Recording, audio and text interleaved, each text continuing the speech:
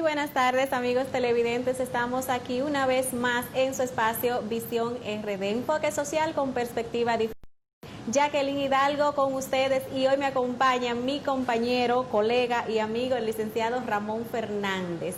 Estaremos hablando el día de hoy de un tema súper interesante sobre el protocolo de actuación para las entrevistas forenses a víctimas y testigos en condiciones de vulnerabilidad. Para ello, nos acompaña hoy en representación del Poder Judicial la magistrada Kenya Scarlett Romero Severino, jueza del séptimo juzgado de la instrucción del Distrito Nacional, integrante de la para la igualdad de género, representante de los jueces y juezas de los juzgados de primera instancia. Así que le doy la bienvenida a ella y también a mi compañero Ramón Fernández. Buenas tardes.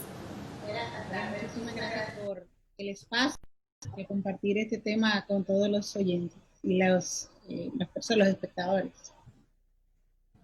Muy bien, para iniciar ya en lo que es el planteamiento sobre el protocolo, ¿verdad? ¿Cómo surge la idea de realizar un protocolo de entrevistas forenses, ajustándolo a la virtualidad? Sí, básicamente el Poder Judicial lleva más de 10 años, desde el año 2007, dispone la adopción a través de 3687 sobre las reglas mínimas para el procedimiento de la toma de declaraciones a las personas menores de edad.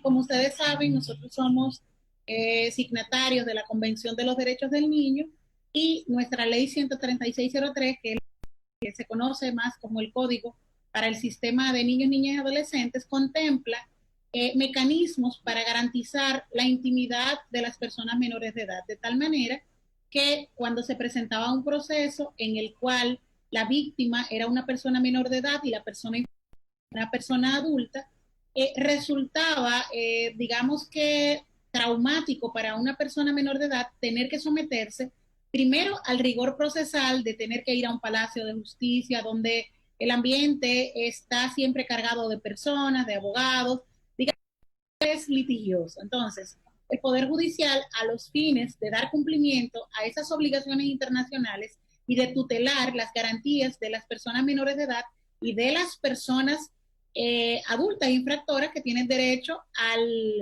debido proceso, ¿no? Tomando en consideración ese mandato taxativo de la ley en el cual se hacían comisiones rogatorias o en cámara de consejo el juez con las partes solamente, pero tomando en consideración que la publicidad de las audiencias complicaba y estaban personas extrañas, para en un espacio fuera de sede judicial, en un espacio privado, estuvieran a través del mecanismo llamado cámara GESEL o circuito cerrado, que es experiencia en otros países. Se hicieron unos espacios, 9 en todo el territorio nacional a la fecha. En cada departamento judicial estaba un centro y se presentaban todas las partes procesales, el juez, jueza, y del otro lado, en un espacio que se transmitía, sea por un monitor o por un cristal que no se ve de los dos lados, sino donde están los imputados y las partes procesales. Entonces observan la entrevista que le hace el juez o jueza a través de una psicóloga o psicóloga a los niños y adolescentes. Entonces, ¿qué ocurre? Estamos hablando de hace más de 13 años. El se vio la necesidad de revisar ese protocolo porque fue impactado por una sentencia del Tribunal Constitucional que ordenó que no solamente se le entregue ese insumo, ese material probatorio al Ministerio Público durante la investigación, sino que se le entregue con ciertas condiciones de pixelar la imagen y difuminarla, lo que se llama, es más conocido, difuminarla para que no se identifique la persona menor de edad. Así surge el protocolo de atención. Luego de esta modificación, que es dada por el Tribunal Constitucional, aprovechando el acceso a la justicia, porque solamente hay 9 centros en todo el territorio nacional. Sin embargo, imaginémonos una persona que viva en Sabana Grande de Boyá, que es de la provincia de Monteplata, un municipio, tener que trasladarse a Santo donde está la Cámara GESEL más cercana. ¿Qué decidimos? Potenciar el acceso a la justicia. Y es decir, en vez de que esa víctima se vea o testigo, que puede ser tanto del Ministerio Público como de la defensa o de la parte creyente o de otras materias, puede ser también a solicitud de las partes o del juez o jueza. Y entonces la idea es acercar al ciudadano esos espacios con mecanismos tecnológicos. Realmente tuvieron una experiencia en el 2005, antes de entrar al Código Procesal Penal de ir a Chile. Un avance tecnológico. Ellos tenían una cabina donde esa cabina no permitía el acceso de los demás miembros del tribunal. El imputado o la víctima, dependiendo del caso, se ponía, si eran menores de edad, en la cabina donde no tenían acceso la más parte del público, y si era imputado por igual. Entonces también se caracterizaba en ese momento algunos testigos para que no fueran identificados físicamente. Esa experiencia no se tomó en cuenta para hacer el protocolo, es decir, la experiencia de Chile, que en 2005, 15 años de experiencia. Es un país que avanzó en la implementación del nuevo Código Penal. ¿Ustedes tuvieron algún contacto con...? Porque veo realmente que la virtualidad, mi criterio es que la virtualidad es una ficción. Todo lo que sea virtual es intangible. La justicia es material, la justicia es física, protocolar, la justicia es solemne.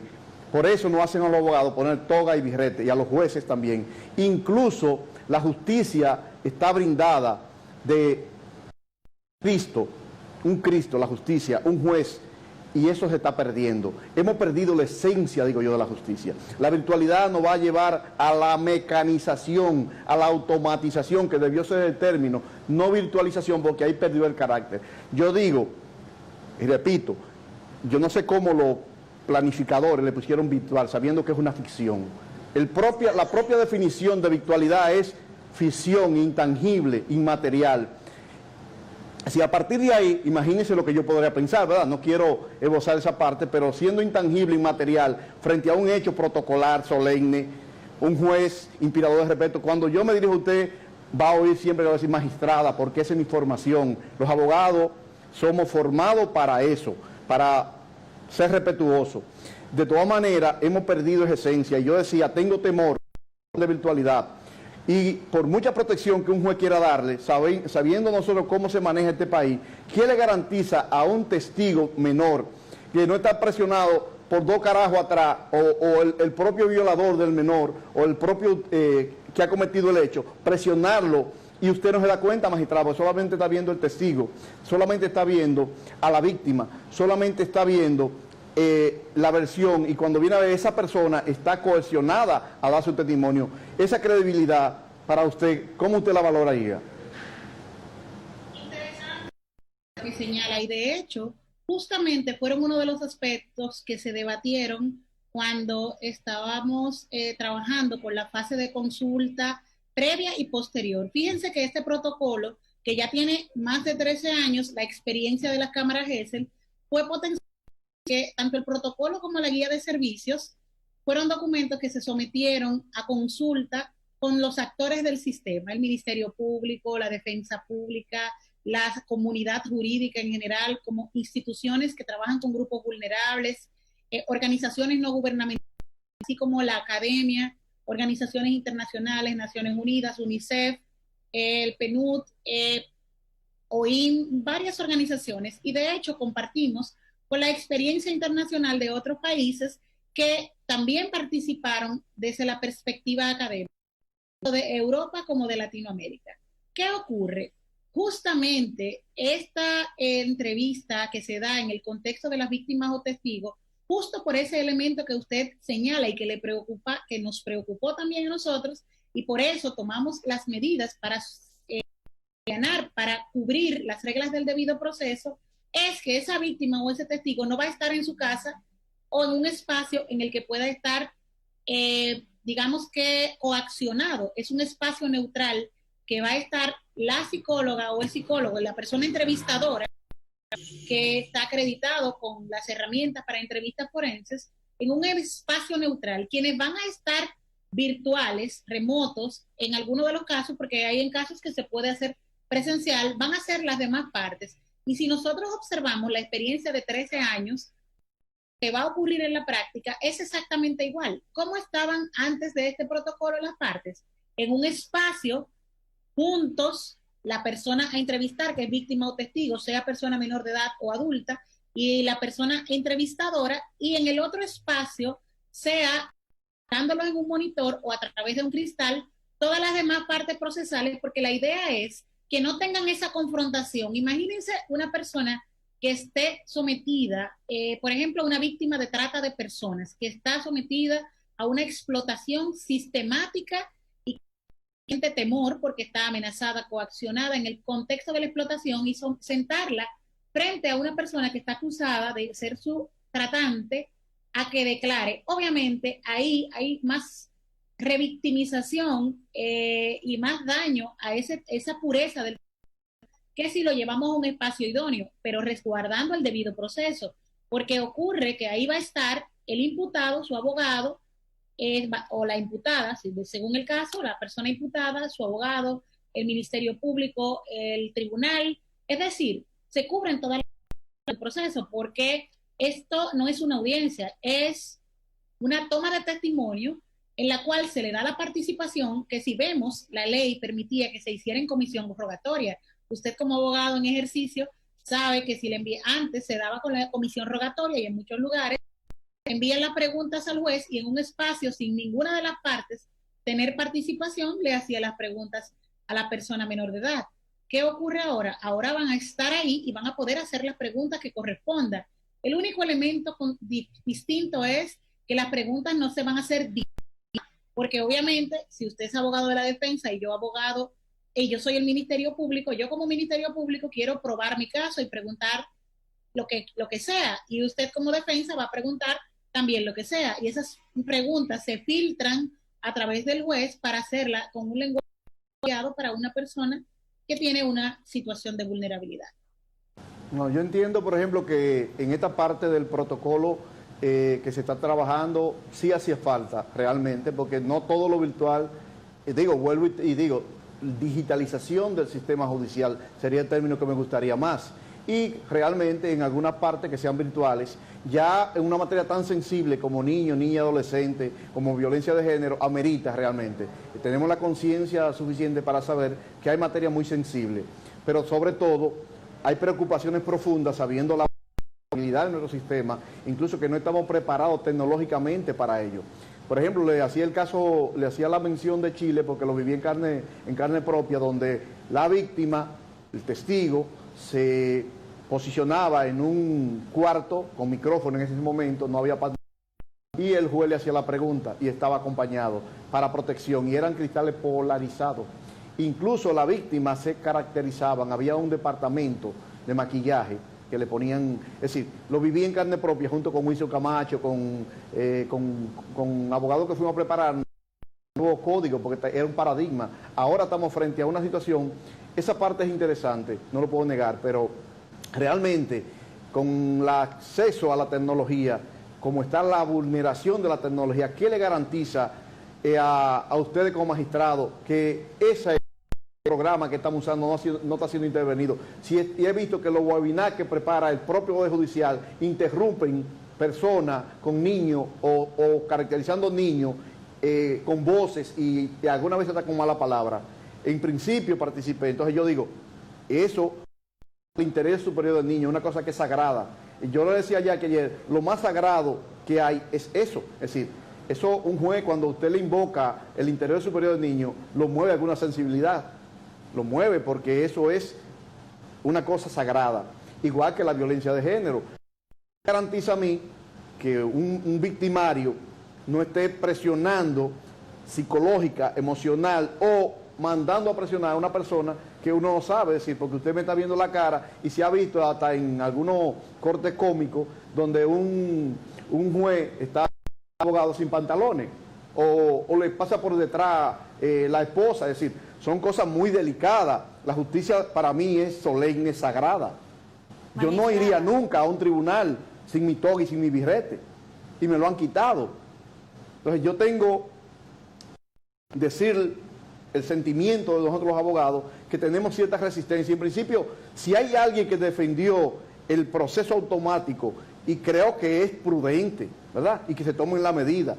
Esta es una materia muy especial. Usted está hablando de garantías, ¿verdad? Para derechos, y ahí está bien. Dar facilidades.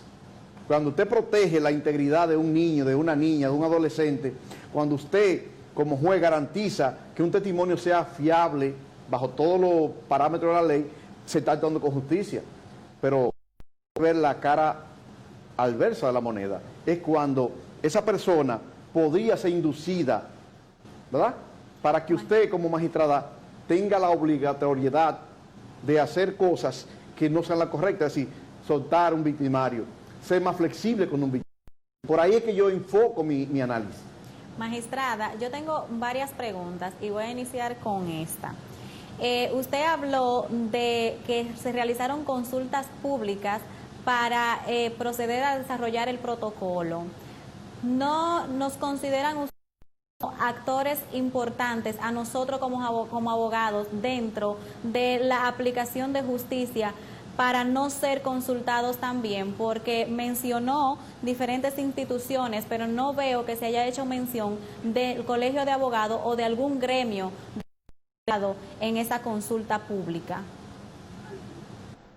Sí, interesante. De hecho, sí estuvieron abogados y la consulta se sometió en la página del el Consejo del Poder Judicial, y se les invitó, de hecho, abogados, y nos hicieron muchísimas recomendaciones. De hecho, de las más recomendaciones que realizaron fue la comunidad jurídica, y fueron las inquietudes de ellos las que nos sirvieron para, durante esos 15 días de la consulta, para incorporarle las inquietudes y perspectiva de todos.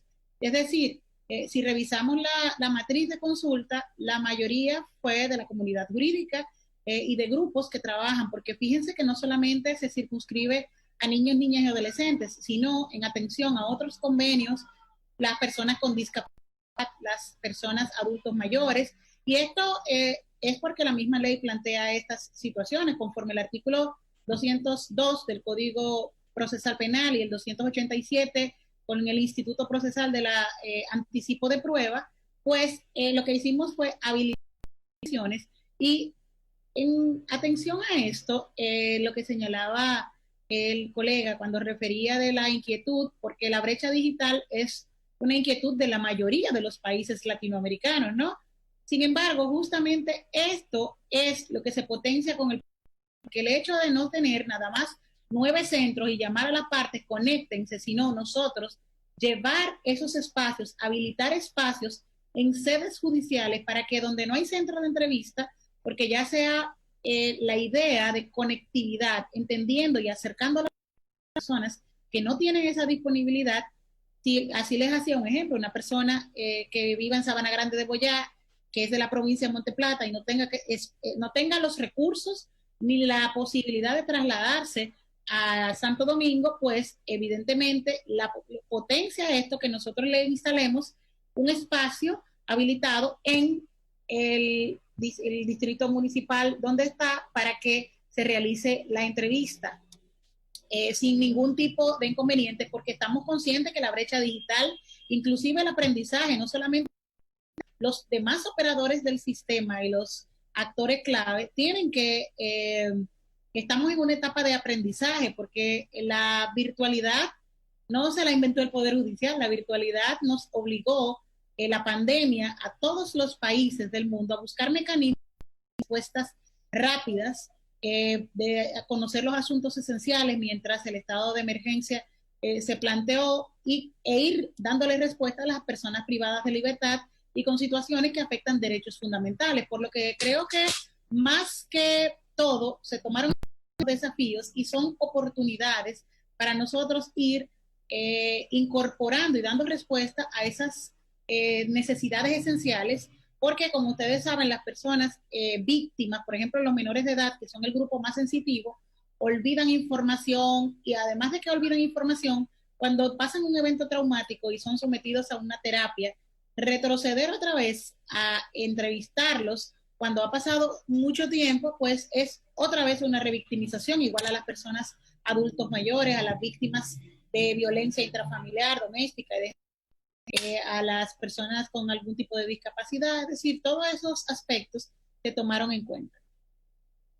Hoy estamos 20 de agosto y la justicia cerró el día 18 de marzo. Los abogados somos también víctimas, pero víctimas indefensos, porque no tenemos nuestro espacio natural. Nosotros estamos ahora minusválidos y huérfanos de padre y madre. Es decir, la Suprema y el Consejo del Poder Judicial se han ensañado en virtualizar todo. Es decir, no estamos diciendo automatizar todo, no, virtualizar todo, vendernos una imagen ficcionaria de un proceso.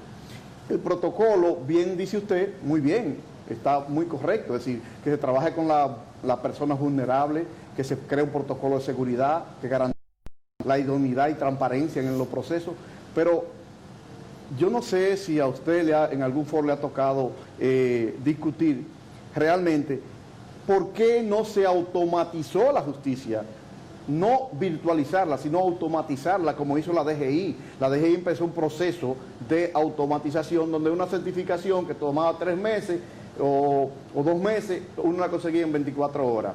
¿Por qué no se digitalizó? ¿Por qué no se hizo lo mismo que en la Dirección General de Mensura? Un departamento que hay que reconocer que se adelantó a los tiempos y agrimensor en capacidad de respuesta a esta situación.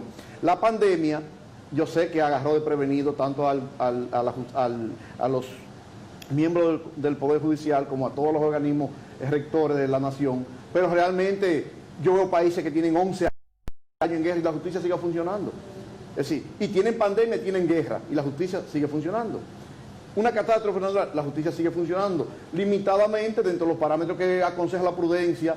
Pero ¿por qué tomar esa decisión tan radical de aislarnos como si fuéramos leprosos los abogados? Por ejemplo, mire, magistrada, el día 29 del mes de julio se abrió la justicia en Moca, presencial. Y le voy a hacer la historia para que usted, como es una vocera, nos sirva también. Y en el fondo hay una abogada en usted. En el fondo hay una abogada. Y yo decía ayer, los jueces son bien, personas muy preparadas, capacitadas, que se han entregado, que se han jugado la faja y se están viendo también comprometidos. Es decir, no quiero hacer las aseveraciones porque yo fui muy duro ayer, muy duro con el Poder Judicial, pero tratándose de que usted está presente y que tiene un programa diferente y un protocolo ya, que es algo que hay que respetar. Es decir, cuando se está creando un protocolo de trabajo, es algo que los abogados debemos pensarlo, analizarlo, digerirlo y trabajarlo. ¿Es así o no? ¿O no es así? Discúlpeme. Es que el tema de que la justicia está cerrada, pues la justicia, estamos en la fase avanzada. El Poder Judicial, en su plan estratégico, Visión Justicia 2024, se planteó en uno de sus ejes la automatización de la justicia, porque es innegable que las tecnologías de la información son un insumo, una herramienta vital para la ciencia, para la medicina, para la justicia, para todo. De hecho, lo tenía proyectado para los próximos años. Sin embargo, como usted bien dice, la pandemia nos ha sorprendido a todos y el judicial ha tenido que dar una respuesta y aplicar algo que tenía en un proyecto a mediano y largo plazo, en un corto plazo, para dar respuesta a los asuntos esenciales. Pero la justicia abrió. Yo conozco audiencias todos los días, o virtuales o presenciales, según el caso, porque hay que tomar en consideración que tenemos una situación sanitaria y hay espacios en algunos, en los palacios de justicia, que algunos no son idóneos para mantener ese espacio, esa distancia que se amerita. Algunos juzgados de la instrucción, algunos tribunales funcionan en espacios que el judicial ha habilitado en todos los departamentos judiciales, salones, para que excepcionalmente las audiencias que no se puedan conocer en la virtualidad se conozcan en la presencialidad. Yo conozco en el Palacio de Justicia de Ciudad Nueva y tengo bastantes casos de pluralidad de partes. Y obviamente estos procesos en los espacios adecuados, hemos conocido algunos en estas condiciones y hemos conocido también con la virtualidad. Yo creo que más que todo lo que tenemos es oportunidades de mejora, no solo el Poder Judicial, todas el engranaje del Estado, de la ciencia, para utilizar la virtualidad en la medida de las posibilidades. Y creo que hay que tener algo que acuña mucho un magistrado, lo de la paciencia digital, e ir incorporándonos. Estamos en un aprendizaje. Los abogados han sido capacitados, los que quieren, en la Escuela Nacional de la Judicatura, jueces, fiscales, defensa pública, defensa particular, la comunidad jurídica en general, porque innegablemente ha sido una salida para dar respuesta a lo inmediato. Y volviendo al protocolo, que usted había hecho un señalamiento significativo, cabe destacar que el protocolo engloba también unas ventajas que son las de la mora que se genera cuando tenemos que trasladar a personas privadas del contexto de una entrevista, y en la práctica teníamos que esperar que los trasladaran, y muchísimas veces se pasaba la etapa preparatoria, la intermedia, y no se podía celebrar esa vista para entrevistar al testigo, que puede ser del Ministerio Público o de la defensa, del creyente. Podía, justamente este protocolo viene a mitigar esto, porque estando el imputado, la persona imputada, en un espacio, en los centros donde se encuentran internos, de manera provisional, pues se puede practicar y avanza su proceso de tal manera que sirve como insumo al Ministerio Público para determinar cuál es el requerimiento conclusivo a presentar, y muchas veces puede concluirse en la etapa intermedia o la preparatoria sin que se avance hasta que se practique el testimonio en juicio, por lo que debemos ver oportunidades, ¿no?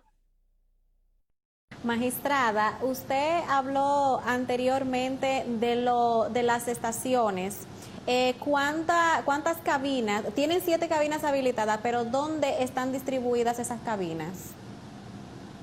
En todos los departamentos judiciales, próximamente los digitales, los canales que tiene el Poder Judicial disponibles, les informarán en los departamentos judiciales cuáles son los espacios, porque en muchos es o en el Palacio de Justicia o en los tribunales de otra materia, depende de los espacios que sean más idóneos en el espacio para esto, y otros van a ser con alianzas interinstitucionales con el Consejo Nacional de Niñez, con el Ministerio de la Mujer y con otras entidades que trabajan grupos vulnerables, por lo que va a estar en todo el territorio nacional. Le corresponde ya al Poder Judicial, por los judiciales, informar a la comunidad jurídica y a la comunidad en general cuáles van a ser esos espacios para que sean identificables por la comunidad jurídica y puedan hacer los requerimientos que consideren pertinentes, ¿no? Si es aplicable a su caso.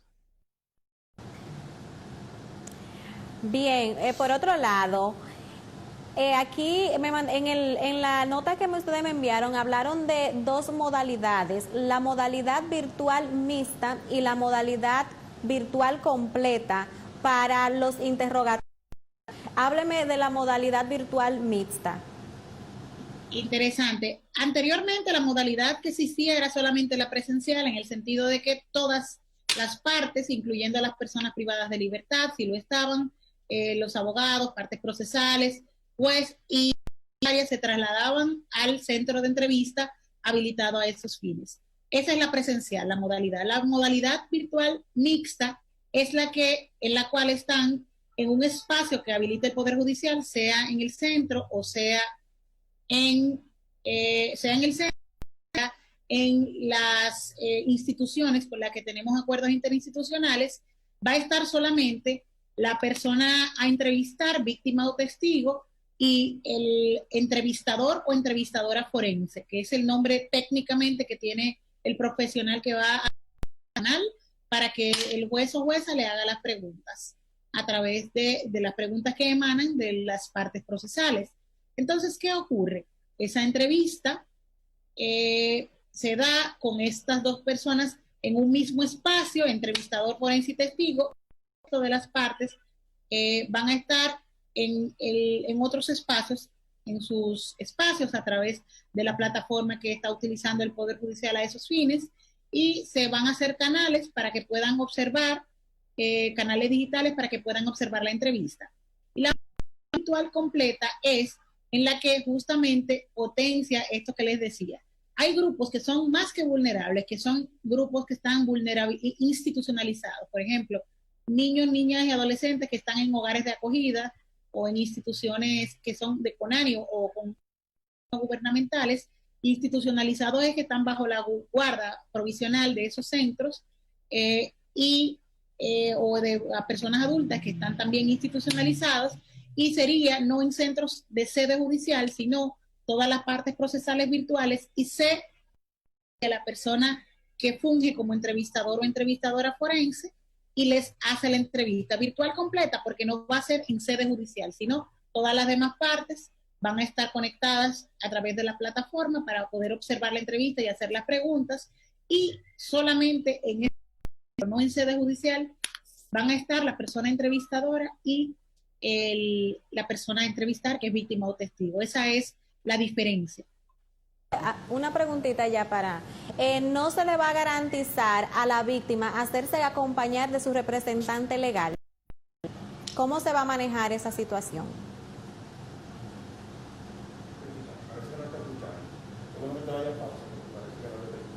Ok, pues vámonos entonces a hacer una pausa comercial mientras restablecemos la comunicación y ya volvemos.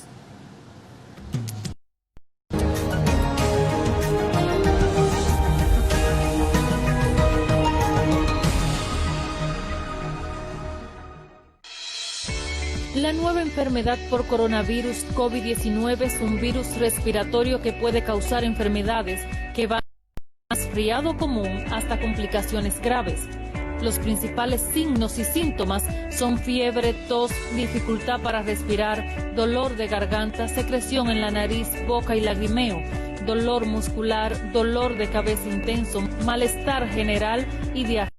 Si presenta fiebre y 2 o más de estos síntomas, visite de inmediato el establecimiento de salud más cercano. Para evitar la enfermedad por coronavirus COVID-19, lávese las manos con jabón y agua y motive a todos los miembros de su familia a hacerlo de manera frecuente. Al estornudar o toser, cúbrase la boca y nariz con un pañuelo o con el antebrazo. La prevención al coronavirus empieza contigo. Este es un mensaje del Ministerio de Salud Pública.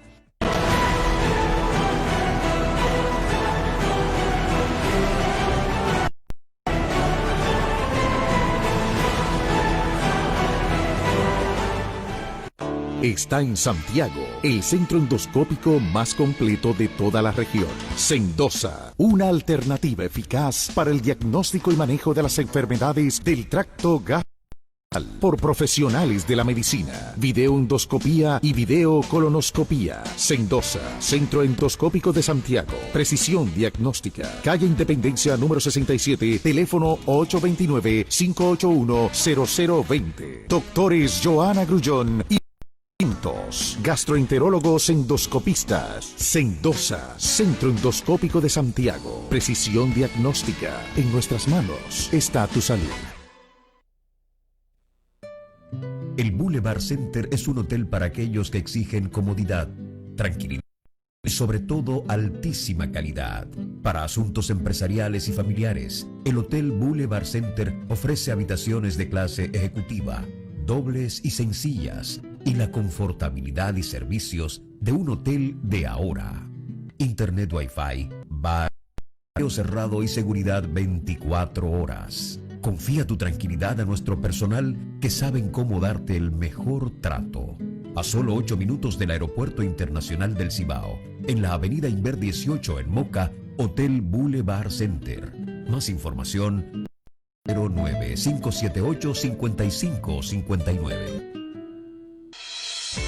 La nueva enfermedad por coronavirus COVID-19 es un virus respiratorio que puede causar enfermedades que van desde un resfriado común hasta complicaciones graves. Los principales signos y síntomas son fiebre, tos, dificultad para respirar, dolor de garganta, secreción en la nariz, boca y lagrimeo, dolor muscular, dolor de cabeza intenso, malestar general y diarrea. Si presenta fiebre y 2 o más de estos síntomas, visite de inmediato el establecimiento de salud más cercano. Para evitar la enfermedad por coronavirus COVID-19, lávese las manos con jabón y agua y motive a todos los miembros de su familia a hacerlo de manera frecuente. Al estornudar o toser, cúbrase la boca y nariz con un pañuelo o con el antebrazo. La prevención al coronavirus empieza contigo. Este es un mensaje del Ministerio de Salud Pública.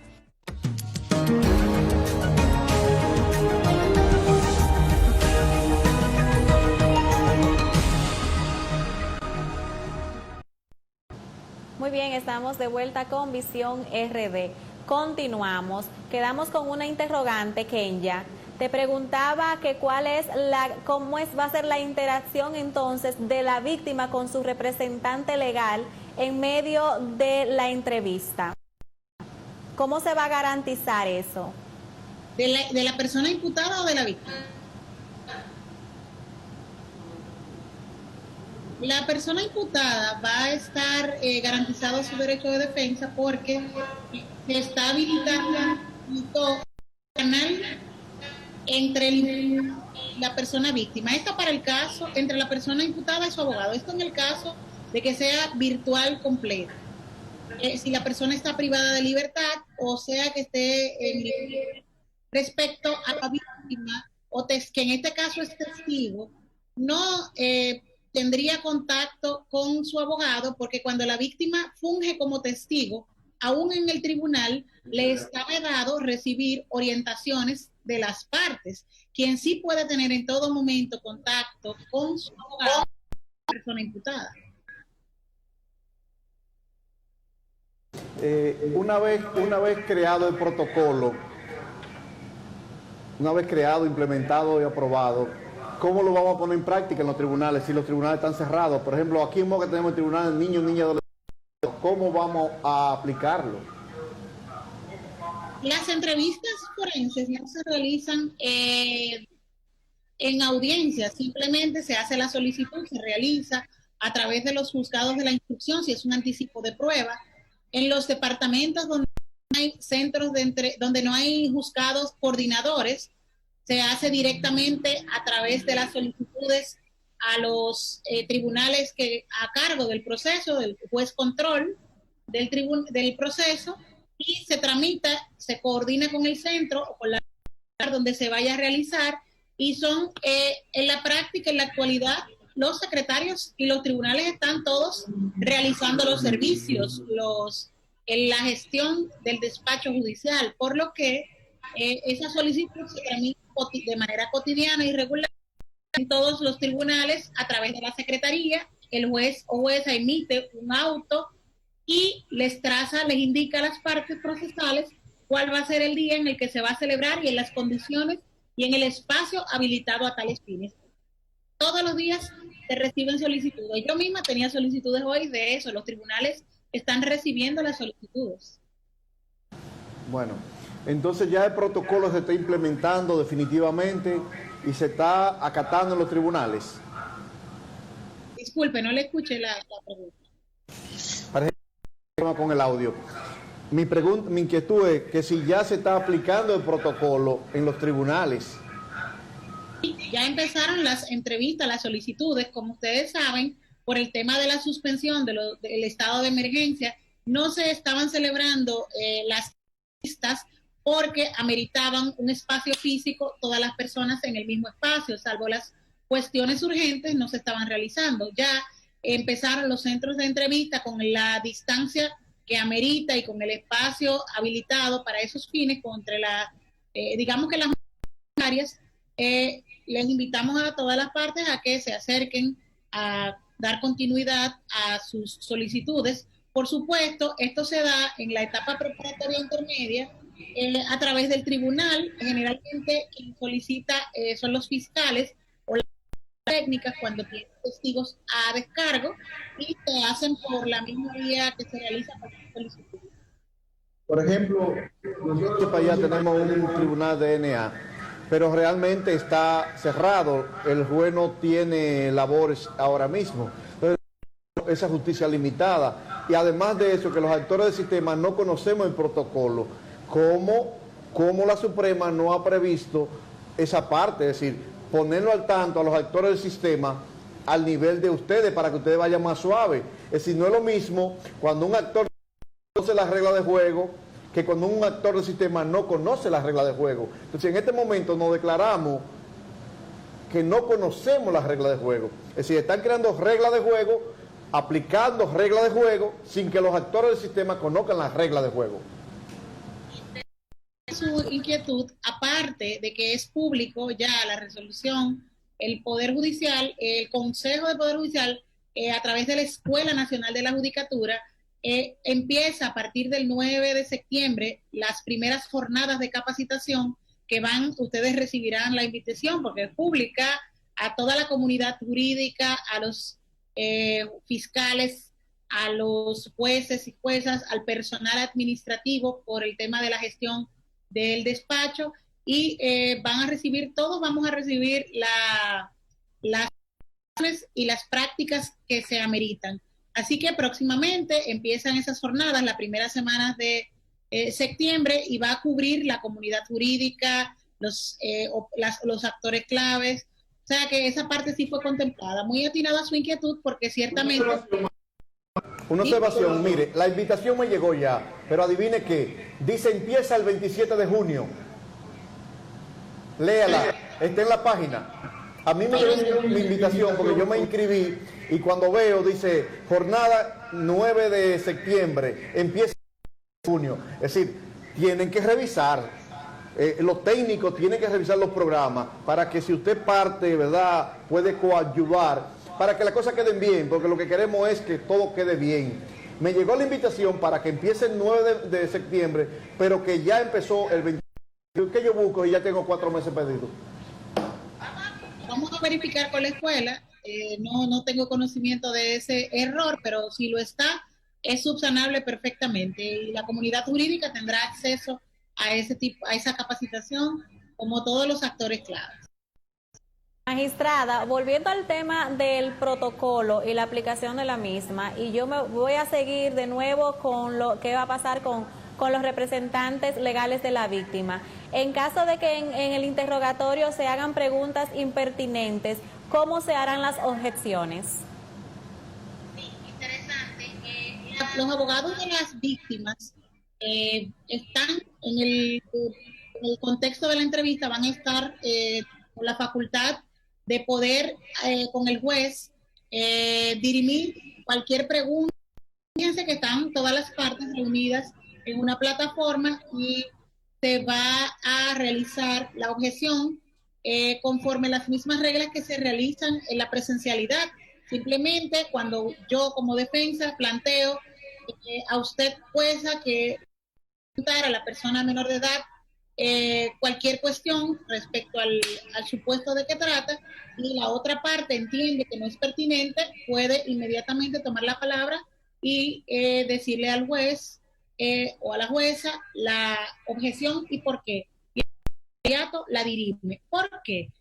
No son preguntas que automáticamente la persona la hace y pasan a la persona entrevistadora. Quien tiene contacto con la persona entrevistadora es el tribunal. Por tanto, esas preguntas pasan por un filtro de común de las...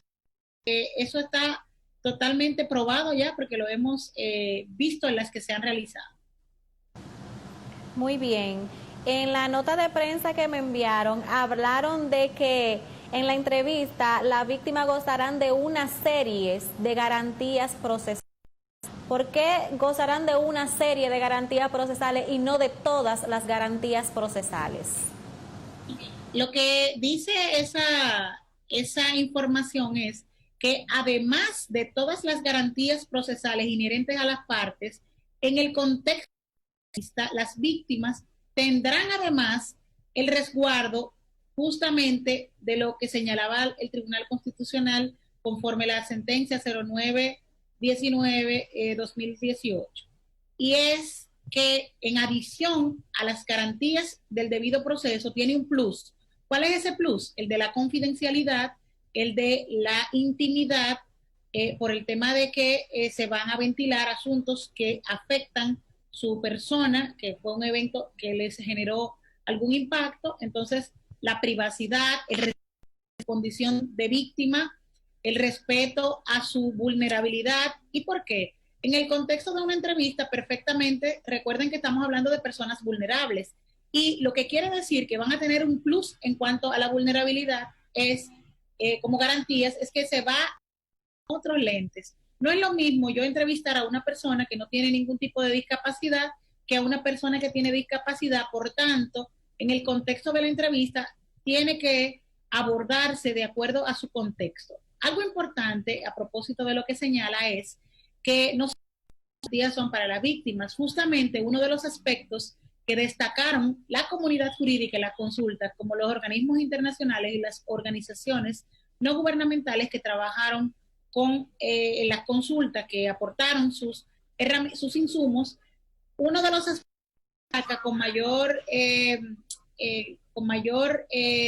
de manera más positiva es la neutralidad que se manejó en el protocolo.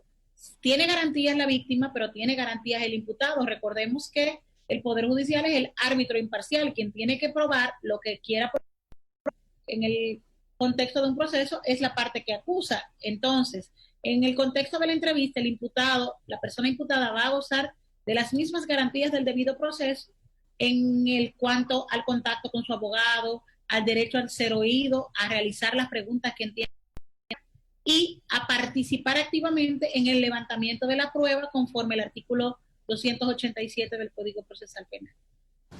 Magistrada, a las personas que van a ser parte del proceso, se les va a no deben grabar ni hacer ningún tipo de grabación que luego se pueda ser reproducida. Pero ¿cuáles medidas ustedes van a tomar para garantizar que eso no suceda? Interesantísimo. Que en principio, en adición a que se les va a informar, van a firmar un acuerdo, se les va a hacer la advertencia de que no, porque finalmente es un recordatorio para las partes procesales. Esos son la reproducción de imágenes que impliquen personas vulnerables. Eso está contemplado como tipos penales. La ley 5307 y la ley 13603, que instituye el Código para el Sistema de Niños, Niñas y Adolescentes, establece cuáles son las conductas en ese sentido, por lo que las partes se les va a advertir, se les va a informar, y junto con la información que les llegue de la fecha en el auto, fecha de la audiencia, pues estarán instruidos. Una de las formas, de las modalidades que se tomarán en cuenta para mitigar es, por supuesto, siempre hay riesgos porque yo puedo advertirles al doctor, pero él puede que no tome al pie de la letra esas condiciones. Sin embargo, hay ciertas condiciones de verificar los espacios donde van a estar las personas, sea la virtualidad o la presencialidad, por supuesto, para que esté en un espacio que no transiten personas, que no esté con ventanas detrás, que no esté con circulación de personas. Tienen que ser espacios privados.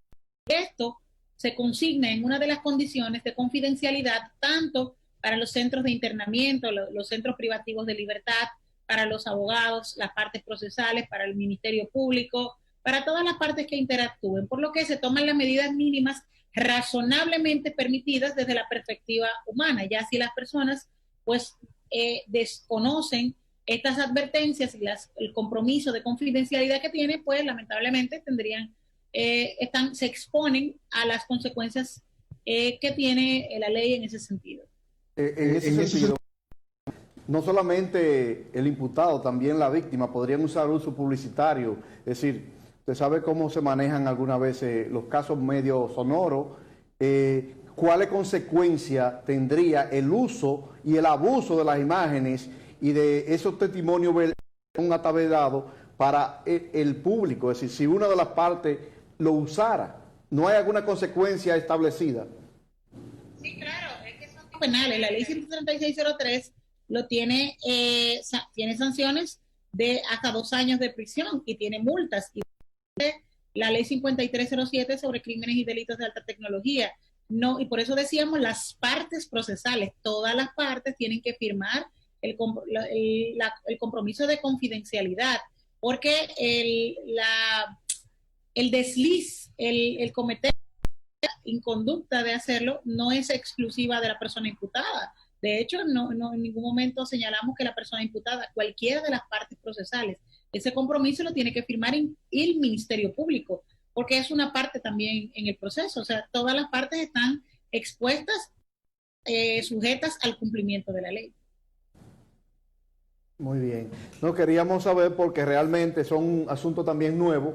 Estamos encadenados, ¿verdad?, al debido proceso, nosotros los abogados, y confluyen muchos actores y tratando situaciones muy especiales y personas vulnerables y en otro caso personas que han tenido alguna dificultad emocional también puede ser aprovechado. Es decir, cuando se trata de violencia de género generalmente hay una situación muy emocional que se queda y subyace, y eso podría ser para los medios de comunicación, para la tecnología. Es decir, hoy vivimos realmente, no nos podemos sustraer con la plataforma de comunicación y la tecnología. Entonces, eso también, cuando una de las partes quiere denotar, denigrar o mancillar a la otra, podría ser.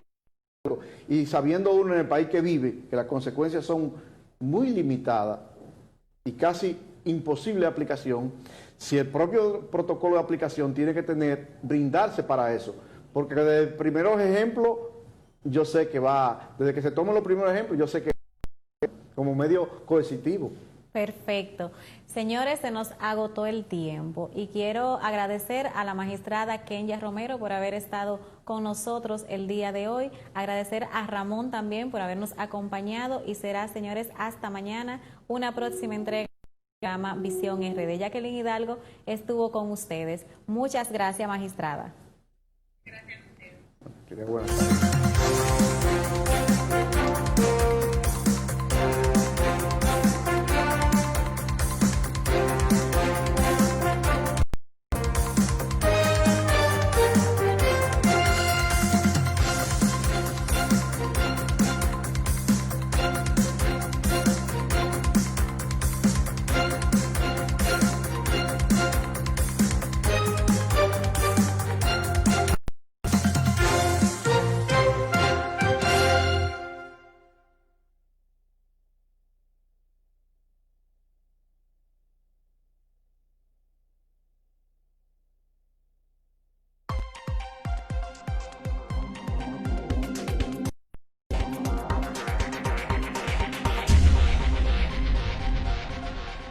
La enfermedad del coronavirus no es un juego. El coronavirus es real. Las imágenes que ustedes pueden ver son recientes y son de nuestro país.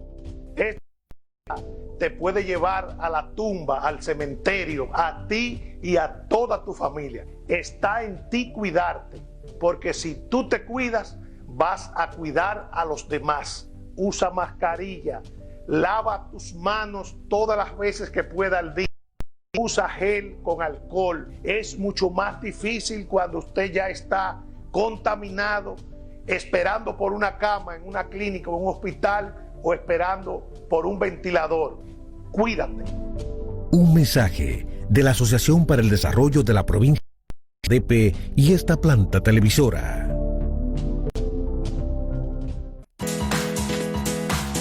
Entrequerés positivo, informativo, familiar y educativo. Conducción siempre ágil y dinámica, resaltando los valores y destacando la cultura. Entrequerés en familia, por Mocavisión 48 y nuestras redes sociales.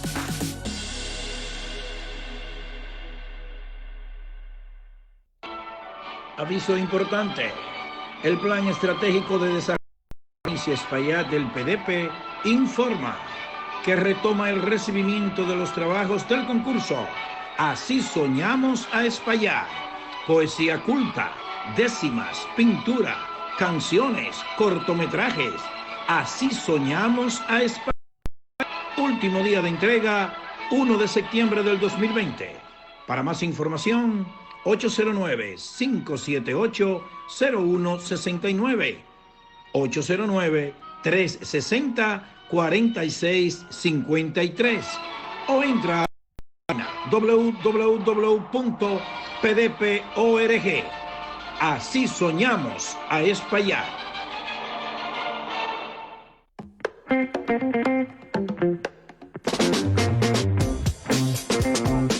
Aquí chequea, hablando por con el cable televiaducto.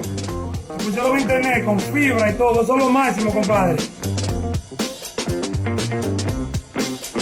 Mi nombre es Alexandra Brown, vivo en Jamao al Norte, soy clienta de Televiaducto hace 5 años.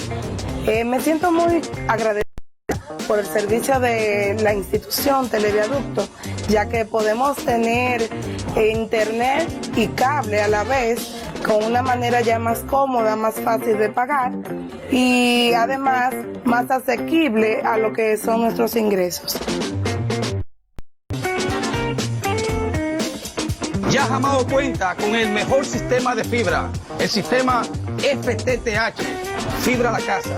Llegamos más lejos, a lugares que no te imaginas, para ofrecerte un servicio de internet como nunca. Fibra óptica a casa, el más económico del mercado. Televiaducto, televisión e internet. Jamao al Norte está conectada al mundo con Televiaducto.